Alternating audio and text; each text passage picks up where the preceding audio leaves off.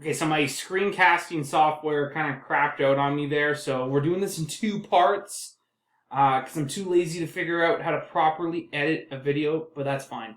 The 2013 Chicago Blackhawks are up next, and kind of the same thing we saw with New Jersey and Detroit. Second, third time around. This is their second time around. Same core. I mean, they kind of dominated this whole year. They beat the Boston Bruins on the way. That was a pretty good story. I mean, it was a good final, but kind of the same team, sort of same core. I'm gonna put on C tier. That kind of feels right for me for that one. Okay, the LA Kings, their second cup. This is 2014. They beat it's this one. Okay, so they beat the New York Rangers on the way to a Stanley Cup. And you might be thinking, oh, okay, cool, LA Kings, yeah, but there's one thing about this run that no one ever talks about, and that's how much of a feel-good story the New York Rangers Cup run was that year. I mean, you had Henrik Lundqvist, you had Marty St. Louis, and the big thing with Marty St. Louis that year was, I think it was in the finals, his mother passed away, and he didn't miss a game. He was playing for his mom. It was a beautiful story that apparently a bunch of people forgot because nobody ever mentions just how much of a scumbaggery Stanley Cup this was for the LA Kings. And, you have Alex Martinez doing the whole throwing the gloves off and he messed it up the first time. I absolutely hate that shot. That might have been from 2012, but whatever. I hate the Kings. They completely dunked on one of my favorite players. Two of my favorite players. I'm a big Lundqvist guy, too. I have a Lundqvist jersey hidden somewhere, probably at my parents' house. But, no. Screw the Kings. That's going F tier. Okay? Hey, I gave you guys A tier for your first one. But F tier, I mean, you ruined a really good run. And maybe some of this has to do with reverse sweeping the Sharks that year. Okay? Maybe. I'm not saying the Sharks bias, but maybe a bit of Sharks bias in that one. 2015. Okay, Chicago Blackhawks. 2015. Let's get this roster open. I mean, it's the same guys, Sharp, Sod, Hossa, all of those guys. You got Corey Crawford. I mean, we're sick of these guys. I mean, Tara Teravainen was in on that one. That's kind of cool, I guess. Jarmelson, Shaw, all these guys. Brian Bickle, okay. Versteeg, it's okay, we're done. They beat Tampa that year. Tampa was kind of a good story. I mean, Tampa would go on to win 2 cups later on with a lot of the same core. So, I mean, I'm kind of sick of the Blackhawks at this point. I'll put them in C. I mean, part of me wants to put this one in F, but to be honest, I don't know. I'm probably just bitter Sharks fan.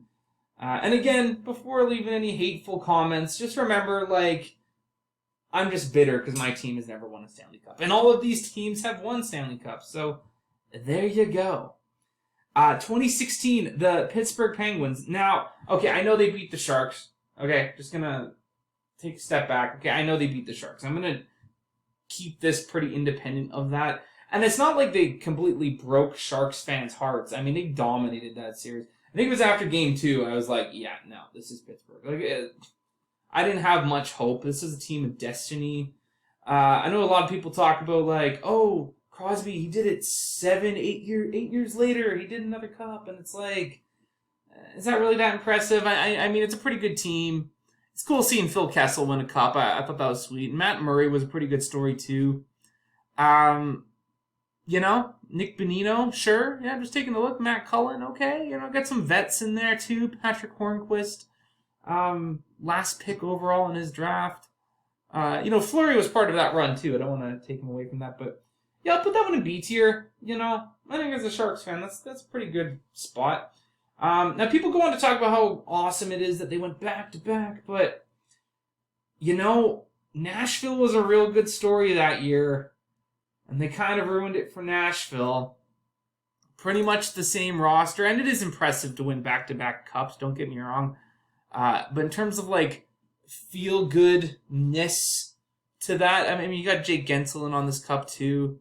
He might have been on the last one too. Brian Rust. Yeah, I mean, this one, I'm not going to put it in F, though. I mean, Nashville was a really good story going into that, but I think C. I think C tier's fair. Okay, I got to be a bit more careful with this F tier. I don't want to drive anyone crazy here, but yeah, I think C tier is a good spot for that. You know, a little less underwhelming, or a little more underwhelming than their last two cups, I would say. But hey, you know, good on the Pens, but that was kind of Nashville's year, I thought, and they kind of dunked on them. And you know, Pecorine, it would have been cool to see him win a cup, and Nashville was a really good story that year. And Pittsburgh was like, nope, sorry. And that's usually what happens with these Cinderella runs. Okay, the Washington Capitals. Now, is this going to go S tier or is this going to go A tier? I mean, this is a team that was really overdue. And just speaking neutrally as a hockey fan, I feel really good for this team. Guys like Ovechkin and Backstrom and Holtby.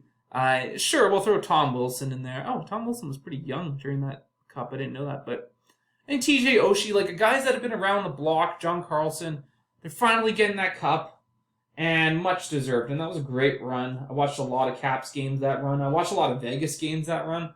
That was one of those Stanley Cup finals where I was like, okay, I'll feel good regardless of what team. It was a really feel-good final, I thought. And yeah, I'm going to put it on S tier, really. I think this team has fought through so much, and they beat Pittsburgh on the way, which is probably one of my favorite parts of that whole story, is that they beat this team that kept shutting them down in the first round and the second round every single year, and they got the job done, and they beat Pittsburgh on the way, and that's real cool. Yeah, and the St. Louis Blues the next year, I know they beat the Sharks on the way, but granted, the Sharks the Sharks weren't the most liked team those playoffs.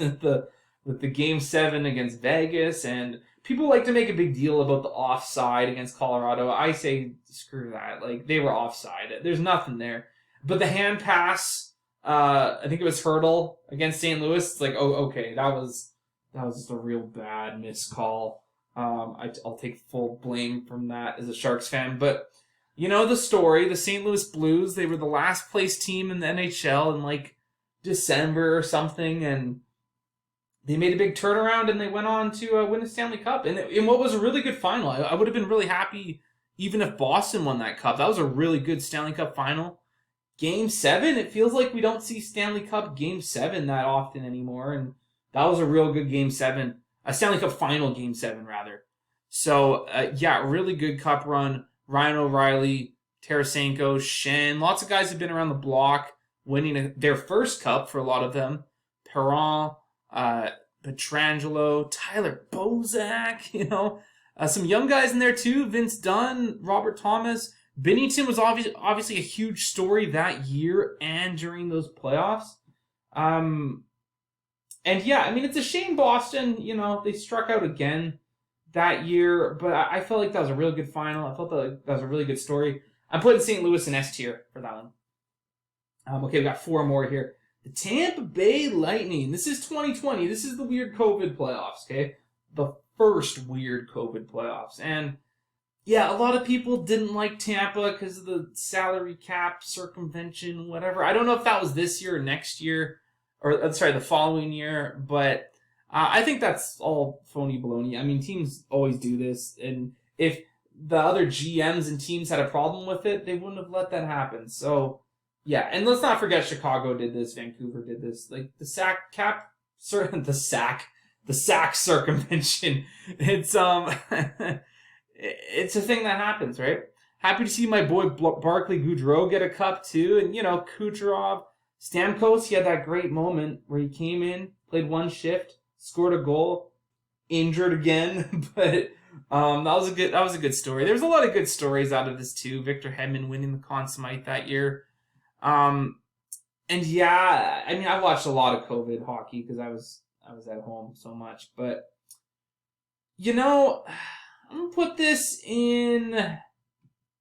one in A tier. And then as for the next year, Tampa winning it again, winning over Dallas that time. I mean, it was Dallas the first time, then Montreal the second time, and like that was just such a butt kicking. Like I was like, Montreal's not winning this, and I guess they'll lose some points because that was like Carey Price's last run. That might have been even Shea Weber's last games overall. And the back-to-back, I feel like the second one, at least from a neutral standpoint, doesn't feel quite as good. But I don't want to punish the Tampa Bay Lightning too much. I'll put that one in the B tier. So I'll go A tier for the first one, B tier for the second one. I know some people aren't going to like that, but Tampa was a good redemption story. I mean, they had that historic year, blew it in the playoffs. Andre Vasilevsky, just beast mode. Panarin created a monster during that handshake. I don't forget that. That was an iconic moment in hockey history. Artemi Panarin creating a monster in Kucherov, and they went on to win 2 Stanley Cups, and then Columbus won none, and Panarin would win none after that either. So there you go. Okay, we've got 2 more. Colorado. Now, I'm surprised that this was such a feel-good story for me personally. Like, it was weird. It wasn't really till the Stanley Cup was awarded where I was like, yeah, I'm happy for these guys, Like Eric Johnson, man, that guy's been around the block. Jack Johnson winning a cup too. Like, there's just a lot of guys on this team I felt really good for as well. Andrew Cogliano. I think Dubnyk might have been back. Oh, no, he wasn't backing up that year. But, I've always been a Nazem Kadri fan, too. I know it's a bit of a hot take, but I've mentioned on the podcast before, these ex-Leafs like Kessel, I feel happy for them when they have success. Landeskog, going into this cup, I maybe would have put it in like a B tier or even a C tier. And this was kind of a team of destiny thing, but yeah, no, I might put this one in the A tier. To be honest, felt like a pretty feel-good one to me. But yeah, I mean, Cale Makar, just an absolute legend in that playoffs too. He won the Norris Trophy that year too. And then this past playoffs, finally, the Vegas Golden Knights. And you're probably thinking as a Sharks fan, I'm just going to be like super envious and put them down in the F tier. But no, it was a good run. Lots of guys who were due. Lots of guys, not lots, but quite a few guys from that inaugural season team, like Marchessault, like Riley Smith, like William Karlsson, Carrier as well. Lots of those guys that have been around the team for a while now, they get their cup. And just, lots of guys who are really due. I think Chandler Stevenson won with Washington, so he gets another one. Jack Eichel, first time in the playoffs, getting the job done. Very happy for him. Good story with all the back surgery stuff. Mark Stone. How could I forget Mark Stone? Very happy for him. Shea Theodore. There's a bunch of just absolute beauties on this team. Laurent Brossoit, excellent at the start of the playoffs. And then Aiden Hill, getting it done for the majority of the playoffs there. He was stellar. And, it's tough. I'm between S tier and A tier for this one. Yeah, I'm going to put him in S tier. Why not? I mean, lots of good stories out of that cup run. Yeah, maybe they kind of shattered Florida's hopes and dreams there too. But I don't know. This team deserves credit. They played a real good, it was a real good playoff run. They were just dominant offensively, defensively, goaltending. Really solid team. Just so good on forcing turnovers as well. I'm going to put Vegas in the S tier. Now I'm going to quickly just check for any revisions here, see if I've been too harsh on anyone, but yeah, no, I'm pretty happy with this. I mean, you know what? I'm okay. Sorry, New Jersey fans. I know I did this in the first part of the video, but I think I was just bitter because I'm a big time Korea fan. I'll put that 2003 run. I'll bump it up to C tier, but the Ducks were really good at the story that year. It's too bad that's how it ended, but I feel like I shouldn't dock. Well, I mean, if I'm going to dock the Kings for the St. Louis stuff, okay, now I'll keep them in F. So, anyways, this is my tier list. Feel free to let me know in the comments how wrong I am. Again, this is all for jokes. Okay, so don't take this too seriously, but I had fun putting this together. Thanks for watching, and yeah, see ya.